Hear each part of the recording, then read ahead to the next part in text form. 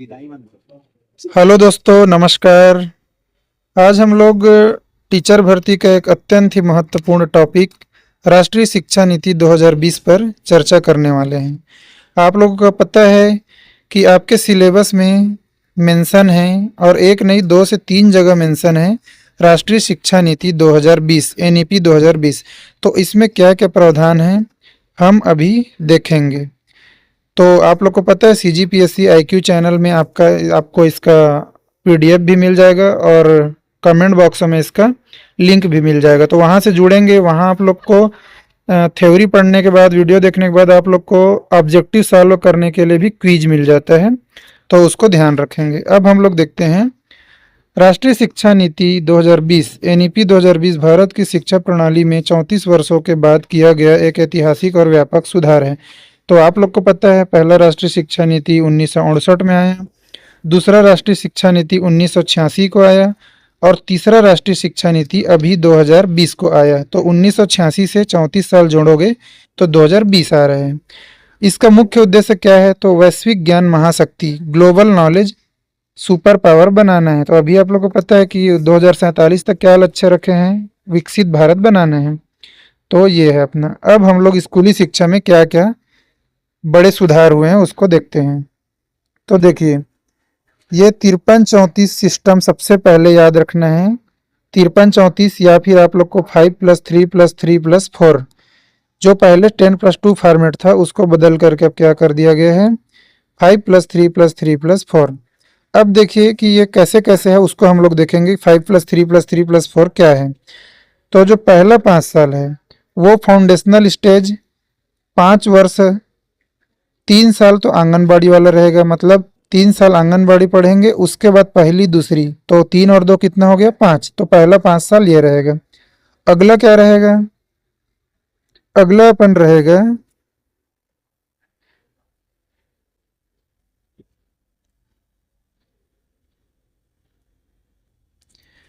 तो अपना preparatory stage बता रहा था मैं, 3 साल तक।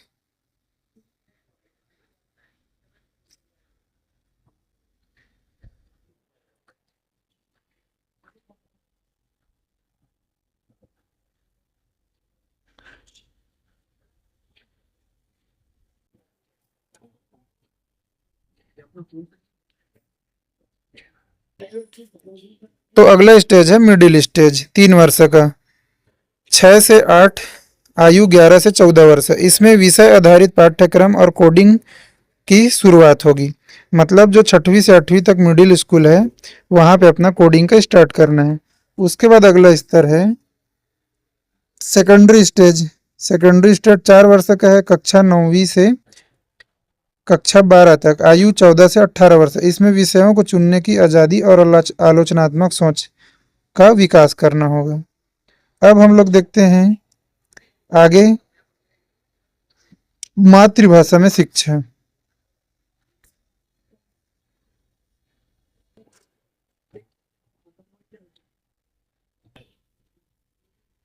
हाँ, अब आगे इसका विशेषता देखते हैं। तो आप लोग को पता चल गया कि 53-34 में क्या है। एक बार और बता देता हूँ कि पहले 5 साल में 3 साल आंगनबाड़ी, 2 साल पहली और दूसरी, अगला तीसरी से 5वीं तक 3 साल, फिर अगला 6वीं से 8वीं तक 3 साल और 9वीं से 12वीं तक 4 साल। अब हम लोग देखते हैं मातृभाषा में शिक्षा। तो कक्षा 5 और संभव हो तो कक्षा 8 तक शिक्षा का माध्यम मातृभाषा और स्थानीय भाषा होगा। तो आप लोग को पता है कि संविधान के अनुच्छेद 350 का में मातृभाषा में शिक्षा देने का प्रावधान है। अब आगे देखते हैं, कोई बड़ा अलगाव नहीं। इसका मतलब क्या हुआ? आर्ट्स, साइंस और कॉमर्स के बीच का अंतर खत्म कर दिया गया है। अब छात्र फिजिक्स के साथ इतिहास और बैंकिंग की पढ़ाई भी कर सकते हैं। इसका मतलब क्या समझे? पहले हम लोग एक बार एक विषय ही लेते थे, जो आर्ट्स लिया है वो आर्ट्स लिया है, जो मैथ्स लिया है वो मैथ्स से लिया है। लेकिन अब क्या हो सकता है, दोनों विषय एक साथ ले सकते हो। अगला चीज जो सबसे महत्वपूर्ण है वो कौशल विकास है। कौशल विकास मतलब हमारे भारतीय शिक्षा का सबसे बड़ा कमजोरी क्या है कि हम लोग पढ़ाई तो कर लेते हैं लेकिन उससे रोजगार नहीं मिल पाता है। तो रोजगार देना सरकार का विशेष लक्ष्य है, इसीलिए कक्षा 6वीं से ही कौशल विकास दिया जाएगा। और जो शिक्षा को अपने को क्या बनाना है, व्यावसायिक शिक्षा बनाना है। अब आगे देखते हैं कि उच्च शिक्षा में क्या क्या बदलाव किया गया। उच्च शिक्षा में पहला सबसे बड़ा बदलाव है मल्टीपल एंट्री मल्टीपल एग्जिट। तो इससे क्या समझते हैं आप? अब कॉलेज की पढ़ाई बीच में छोड़ने पर साल बर्बाद नहीं होगा। मतलब आप देखो, 1 साल तक पढ़ोगे तो आपको सर्टिफिकेट मिल जाएगा, आप 2 साल तक पढ़ोगे तो डिप्लोमा मिल जाएगा, 3 या 4 साल पढ़ोगे तो डिग्री मिल जाएगी। उसके बाद हम लोग देखते हैं अन्य विशेषता। एकेडमिक बैंक ऑफ क्रेडिट, जिसको ABCID बोलते हैं, छात्रों को डिजिटल क्रेडिट बैंक में सुरक्षित रखा जाएगा। कि जो भी आपका जो शैक्षणिक योग्यता है ना, उसे एक डिजिटल बैंक बनाया गया, वहाँ सुरक्षित रखा जाएगा, ताकि पढ़ाई बीच में छोड़ने और दोबारा शुरू करने का लाभ मिल सके। उसके बाद हम लोग देखते हैं एकल नियामक, सिंगल रेगुलेटर। मेडिकल और कानूनी शिक्षा को छोड़ करके अब पूरी उच्च शिक्षा के लिए भारतीय उच्च शिक्षा परिषद, इसको याद रखना है, भारतीय उच्च शिक्षा परिषद। मतलब देखो कि जितना भी शिक्षा से संबंधित है, मेडिकल और कानून को अलग कर दो, और जो भी शिक्षा से रिलेटेड बचा वो सब का रेगुलेशन, उसका नियम कानून कौन बनाएगा? भारतीय उच्च शिक्षा परिषद। अब हम लोग आगे देखते हैं वैश्विक विश्वविद्यालयों का प्रवेश। इसका मतलब आप क्या समझते हैं? दुनिया के टॉप विश्वविद्यालयों को भारत में अपने कैंपस खोलने की अनुमति दी गई, क्योंकि जो विश्व में जैसे कि एडवांस लेवल में जो शिक्षा चल रहा है, तो भारत भी उस शिक्षा से अछूता न रहे, इसलिए क्या किया गया है, जो विदेश के विश्वविद्यालय हैं वो लोग भी भारत में अपना शिक्षा शुरू कर सकते हैं। परीक्षा और मूल्यांकन में सुधार। परीक्षा और मूल्यांकन में सुधार। परख। तो परख जानते हो क्या है? छात्रों के मूल्यांकन के लिए एक राष्ट्रीय मूल्यांकन केंद्र परख है। परख, तो इनका फुल फॉर्म आपको याद रखना है। उसके अलावा ये परख मूल्यांकन है, ऐसे याद रखना है। उसके बाद इसको याद रखना है 360 डिग्री प्रोग्रेस कार्ड है। रिपोर्ट कार्ड में अब केवल शिक्षक के नंबर नहीं होंगे। मतलब देखो, पहले क्या होता था, साल भर पढ़ो और लास्ट में केवल एक वार्षिक पेपर होगा, उसके आधार पर मार्क दे दिया जाता है। लेकिन अब ऐसा नहीं है। किसी भी व्यक्ति का व्यक्तित्व केवल एक 3 घंटे के एग्जाम से डिसाइड नहीं होता है। अब उनको पूरा साल भर जो भी कैरिकुलम होगा, एक्टिविटी होगा, उसके आधार पर मूल्यांकन किया जाएगा। असेसमेंट, सहपाठियों का मूल्यांकन किया जाएगा। तो ये 360 डिग्री मूल्यांकन है। अब बोर्ड परीक्षा, केवल पहले क्या होता था, लोकल क्लास है तो पढ़ाई मत करो और केवल 10वीं 12वीं में अच्छे से पढ़ाई कर लो और रटने को ध्यान दिया। लेकिन अब उसको रटने के बजाय समझने पर ज्ञान, ये सबसे मेन चीज है। अब रटने वाला चीज काम नहीं करना है, अब हमको समझते हुए पढ़ाई करना है। अगला है शिक्षक, शिक्षा और अन्य लक्ष्य। तो शिक्षकों के लिए क्या क्या मानक तय किए गए हैं? शिक्षकों के लिए 2030 तक न्यूनतम 4 वर्षीय एकीकृत बीएड पाठ्यक्रम शुरू किया गया है। मतलब अभी हम लोग जानते हो 2 वर्ष का बीएड होता है, लेकिन 2030 तक उसको क्या कर दिया जाएगा, 4 वर्षीय बीएड किया जाएगा। जैसे देखो हो गया आप, इंजीनियरिंग कॉलेज में 4 साल होता है, फार्मेसी 4 साल होता है। तो भाई ये पढ़ाना तो और स्किल का काम है, तो उसको भी अब 4 साल का किया जा रहा है। ये जो महत्वपूर्ण चीज है, जीडीपी का 6%। तो आप लोग पढ़े होंगे कोठारी आयोग की सिफारिश 1964 से 66 तक, उसमें भी ये चीज बोला गया था कि जीडीपी का 6% शिक्षा पर खर्च करना है। और वर्तमान में भी इसके लक्ष्य को प्राप्त नहीं किया जा सका है, अभी भी 6% लक्ष्य रखा है। इसको आप लोग को ध्यान रखना है। आगे देखिए, आपके सिलेबस में एक बड़ा टॉपिक है समान और समावेशी शिक्षा। तो समावेशी शिक्षा से आप क्या समझते हैं? कि जो भी वंचित वर्ग है, दिव्यांग वर्ग है, सभी को एक साथ शिक्षा देना है। उनको पृथक या उनके मन में अलगाव की भावना नहीं लाना है। इसी को बोलते हैं समान और समावेशी शिक्षा। इसीलिए जेंडर इंक्लूसिव फंड, इसका मतलब आप क्या समझे, कि जो लैंगिक विभेद है, बाल विकास में हम एक चीज पढ़ते हैं ना, लिंग और जेंडर। तो लिंग जैविक होता है और जेंडर क्या होता है, समाज द्वारा जो थोप दिया जाता है कि लड़की को केवल ये काम करना है और लड़के को ये काम करना है, वो होता है जेंडर। तो उस पूर्वाग्रह से हमको बचना है, और टीचर को ये इस चीज से हमेशा बचना चाहिए, लैंगिक पूर्वाग्रह से। और इसको खत्म करने के लिए क्या लाया गया है, जेंडर इंक्लूसिव फंड। मतलब विशेष जो लड़कियों के लिए अलग से कुछ प्रावधान करना है उनके लिए। अब आगे देखते हैं कुछ समितियां और प्रशासनिक तथ्य।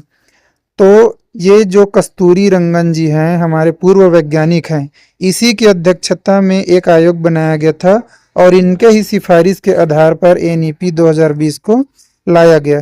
तो आपसे प्रश्न किया जाएगा कि एनईपी 2020 का ड्राफ्ट कौन तैयार किया? तो इसरो के पूर्व अध्यक्ष थे के कस्तूरी रंगन जी, उन्होंने उनकी समिति द्वारा लाया गया और वो इनके अध्यक्ष थे।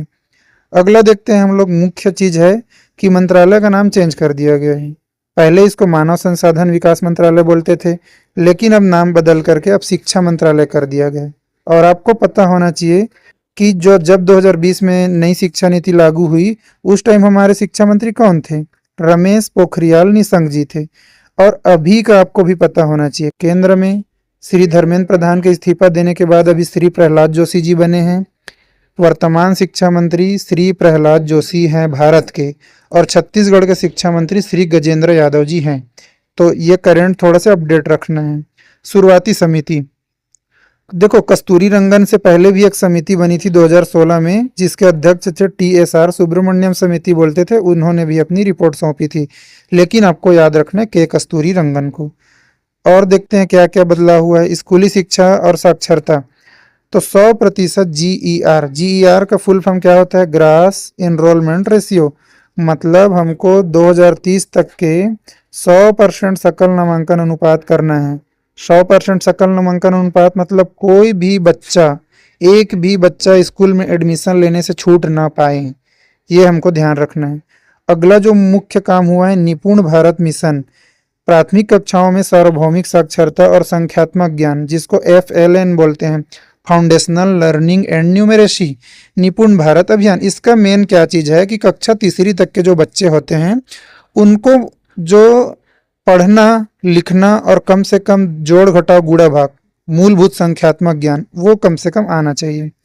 बाल वाटिका, जो हम लोग आंगनबाड़ी बोलते हैं, उसको बाल वाटिका की बोला गया है। तो उसमें देखे हो 53-34 में शुरू का 3 वर्ष है बाल वाटिका है, इसी को बोला गया प्री स्कूल। तो वहां से शिक्षा चालू हो जाएगा। फिर देखो, विशेष आर्थिक क्षेत्र क्या होता है? विशेष आर्थिक क्षेत्र, शिक्षा से वंचित और पिछड़े क्षेत्रों के लिए विशेष शिक्षा क्षेत्र। देखो, किसी भी चीज के विकास करना रहता है ना, तो उस क्षेत्र को विशेष आर्थिक जोन घोषित कर देते हैं, स्पेशल इकोनॉमिक जोन। जैसे आप लोग पढ़े होंगे रायपुर के पंडरी में स्पेशल इकोनॉमी जोन है, जेम्स एंड ज्वेलरी का। वैसी यदि शिक्षा को विकास करना है तो विशेष शिक्षा के लिए यहाँ भी स्पेशल एजुकेशन जोन। यहाँ ई से मतलब इकोनॉमिक नहीं है, ई का मतलब एजुकेशन है, स्पेशल एजुकेशन जोन। अब देखिए, उच्च शिक्षा और शोध में क्या परिवर्तन किया गया है। उच्च शिक्षा में GER का लक्ष्य, GER आपको बता चुका हूँ, ग्रास एनरोलमेंट रेशियो। तो किसी भी तरह से बच्चे 12वीं तक तो पास कर लेते हैं, लेकिन उच्च शिक्षा ग्रहण नहीं कर पाते हैं, हायर एजुकेशन। तो वहां पर हमको कम से कम 2035 तक का लक्ष्य रखा गया है कि कम से कम 100 बच्चे यदि 12वीं पास करते हैं, उसमें से 50 बच्चे तो उच्च शिक्षा ग्रहण करें, मतलब कॉलेज वाला शिक्षा ग्रहण करें।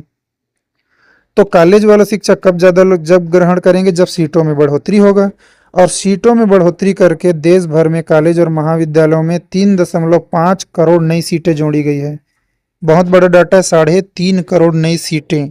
तभी तो जब सीट बढ़ेगा तो ज़्यादा से ज़्यादा लोग कॉलेज में एडमिशन लेंगे और उच्च शिक्षा प्राप्त करेंगे।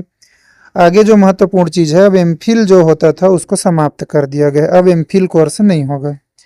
अगला पॉइंट है NRF की स्थापना। NRF क्या है? जो देश में वैज्ञानिक और सामाजिक अनुसंधान रिसर्च को फंड देने के लिए नेशनल रिसर्च फाउंडेशन बनाया गया है। तो आप लोग को पता होगा कि सबसे बड़ा लक्ष्य है अभी का वैज्ञानिक शोध और अनुसंधान को बढ़ावा देना। उसके लिए भाई एक संगठन बनाया जाएगा ना, जो ये लोग को ग्रांट दे सके, अनुदान दे सके, पैसा दे सके। तो ये है NRF, नेशनल रिसर्च फाउंडेशन। अब देखिए, तकनीकी और भाषा सुधार, NETF का गठन किया गया है। NETF ये क्या है? शिक्षा में तकनीक के सही इस्तेमाल और नीति निर्धारण के लिए national education technology forum NFTF का गठन किया गया है। आगे देखते हैं जो सबसे महत्वपूर्ण है, त्रिभाषा फार्मूला। स्कूलों में त्रिभाषा फार्मूला लागू होगा, 3 लैंग्वेज त्रिभाषा फार्मूला। लेकिन किसी भी राज्य पर कोई जबरन भाषा नहीं थोपी जाएगी। वही जैसे कि मान लो हमारे यहाँ छत्तीसगढ़ी है मातृभाषा, तो उनका गवर्नमेंट का कहना है कि जब बच्चा है वो अपने घर का लैंग्वेज उनको पता है, तो उनको जो प्राथमिक शिक्षा है कम से कम 1ली से 5वीं तक, और संभव हो सके तो 1ली से 8वीं तक उनको क्या देना है? मातृभाषा में शिक्षा देना है। तो पहला तो मातृभाषा हो गया, दूसरा भाषा अपना हिंदी हो गया, और तीसरा अंग्रेजी। तो इसी को 3 भाषा हो गया, त्रिभाषाई फार्मूला। लेकिन हमारे यहाँ ऐसा है, मान लो कोई तमिल का बच्चा है, तमिलनाडु का, तो उनका मातृभाषा तमिल होगा। सेकंड लैंग्वेज, अब वो राज्य पर जबरदस्ती हिंदी थोपा नहीं जाएगा, उनका सेकंड लैंग्वेज और थर्ड लैंग्वेज चेंज हो सकता है। आगे देखते हैं। तो अपना इतना ही है। तो आप लोग यहाँ से समझे कि जो हम लोग महत्वपूर्ण टॉपिक देखें, 2020 राष्ट्रीय शिक्षा नीति किसकी सिफारिश पर लाया गया था? के कस्तूरी रंगन की सिफारिश पर लाया गया था।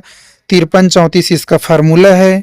और कॉलेज में भी देखें हम लोग, 1 साल में सर्टिफिकेट, 2 साल में डिप्लोमा और 3 साल में 4 साल में डिग्री दिया जाएगा। तो इसको आप 1 बार 2 बार जरूर रिवीजन करिएगा, क्योंकि यहाँ से आपको एग्जाम में 1 से 2 प्रश्न 100% देखने को मिलेगा, क्योंकि आपके सिलेबस में स्पेशल अलग से यूनिट में मेंशन है, ये जनरल मेंशन नहीं है, अलग से यूनिट डाल के मेंशन किया है। तो यहाँ से आपको 2 से 3 भी हो सकता है, लेकिन 2 प्रश्न तो बिल्कुल मिलेगा। तो इसको आप लोग बार बार 1 बार 2 बार 3 बार देखेंगे तो आपको याद हो जाएगा। और संभव हो तो वही कि शॉर्ट नोट्स आप बना सकते हैं। इतना सारा जैसे है उसको आधा पेज लगेगा, 10-12 पॉइंट में, एक एक लाइन में आपको उसको बनाना है। लेकिन हम तो आपको पीडीएफ प्रोवाइड करते ही हैं, पीडीएफ से पढ़ सकते हैं, पीडीएफ के बाद क्विज देते हैं। तो आप लोग बताइएगा कमेंट में कि ये जो सीरीज है वो आप लोग को कैसा लग रहा है। यदि आप लोग को अच्छा लगेगा तो ऐसे तो हम लोग आगे करेंगे ही, लेकिन जब आप लोग समर्थन देते हैं, जब आप लोग अच्छा कमेंट करते हैं, लाइक करते हैं, तो हम लोग का जो हौसला है और बढ़ता है और अच्छा मटेरियल प्रोवाइड करने का हम लोग कोशिश करेंगे। धन्यवाद, नमस्कार।